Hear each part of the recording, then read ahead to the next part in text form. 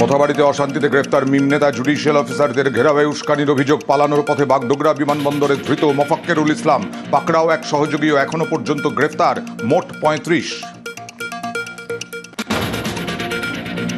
উস্কানিতে ধুন্ধুমার, ধৃত মিম নেতাই অশান্তির মূল চক্রী বলে অভিযোগ। ২০২১-এর ভোটে ইটাহার থেকে প্রার্থী মোফাক্কেরুল ইসলাম, তারপরেও রাজনৈতিক যোগ অস্বীকার।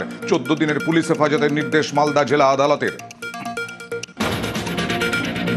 মালদায় অশান্তি উস্কানির অভিযোগে গ্রেফতার মিম নেতা, সিআইডিকে কৃতিত্ব মমতা বন্দ্যোপাধ্যায়ের। মালদার মোথাবাড়িতে যে ঘটনা ঘটেছে, যে করেছে তাকে হাতে নাতে কে ধরেছে জানেন? আমাদের সিআইডি। মুম্বাই থেকে বিজেপি ধার করে ওই মিমকে নিয়ে এসছে। আইএসএফ ওদের সাথে, কংগ্রেসেরও উস্কানি আছে।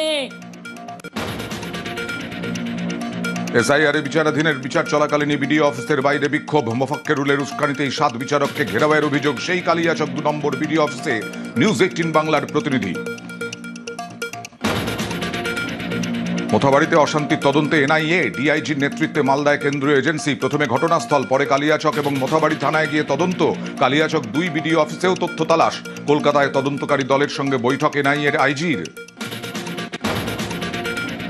মথাবাড়িতে বিচারকদের উদ্ধারে দেরি মানলেও গাফিলতি অস্বীকার এডিজি উত্তরবঙ্গের। জুডিশিয়াল অফিসারদের নিরাপত্তায় পুলিশ প্রশাসনের ভূমিকায় গতকালই ক্ষোভ প্রকাশ সুপ্রিম কোর্টের।